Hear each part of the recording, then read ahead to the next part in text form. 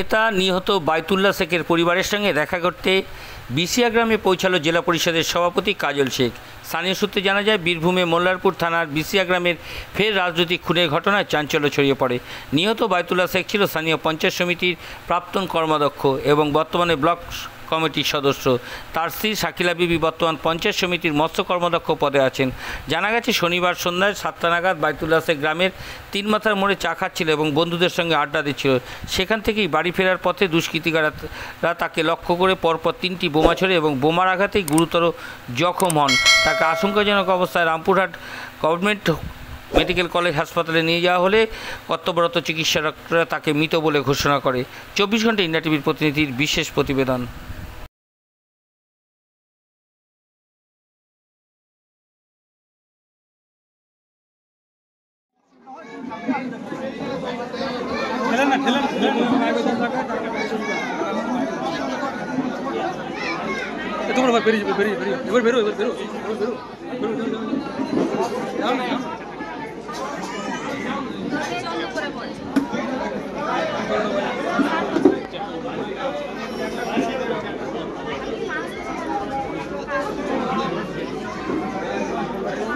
চলুন চলুন এবার চলুন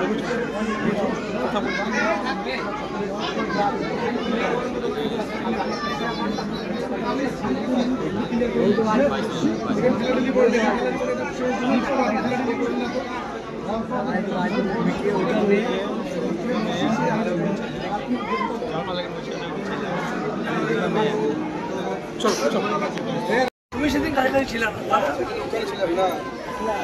চার দোকান চা খেয়ে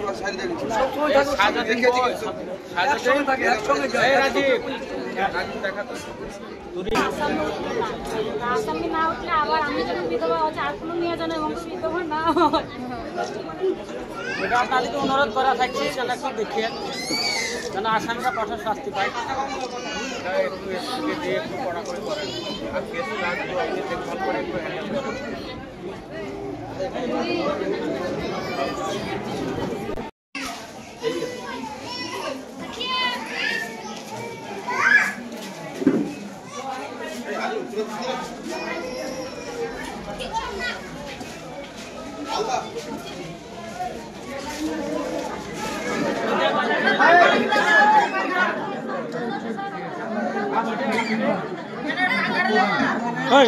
দাদা দাদা থাক থাক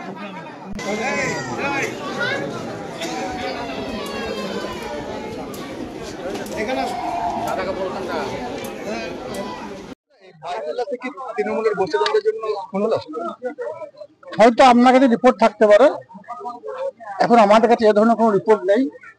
তাছাড়া বায়তুল্লাহ শেখ দীর্ঘদিন ধরে এই এরিয়ার তৃণমূল কংগ্রেস দলটাকে তিল তিল করে গড়ে তুলেছে।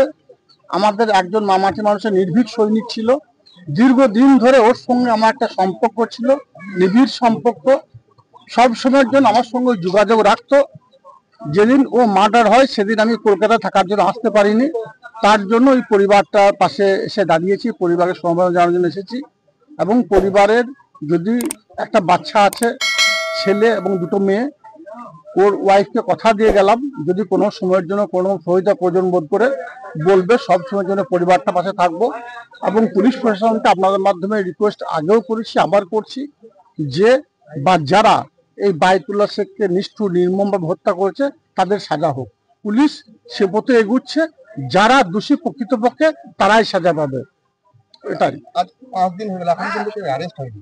দেখুন, 2-4 জনকে ধরে ভরে দিয়ে ওই কেসে আসামি করা এটা বড় কিছু ব্যাপার বলে আমি মনে করি না। বীরভূম জেলা পুলিশ প্রশাসন সঠিক পথে এগুচ্ছে, সঠিক দিশায় এগুচ্ছে। যারা প্রকৃতপক্ষে দোষী তারা অ্যারেস্ট হবে, আপনারা নিশ্চিন্ত থাকতে পারেন। দাদা, আপনার কাছে কি দাবি রাখলেন, মানে আবেদন কি করলেন ওনার পরিবার?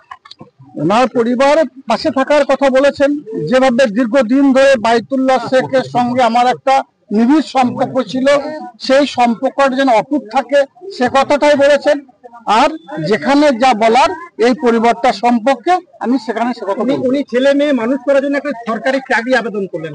দেখুন, আমি আগেও বলেছি, আবার বলছি, আমি যেখানে যা বলার এই বিষয় নিয়ে, বায়তুল্লাহ শেখ কেমন ছিল, কি ধরনের সংগঠন ছিল, কেমন সংগঠক ছিল, এরিয়ায় তৃণমূল কংগ্রেস দলটা কিভাবে 24 ঘন্টা ইন্ডিয়া টিভি, সর্বদা সবার পাশে, সবার মাঝে। আজ এ পর্যন্ত।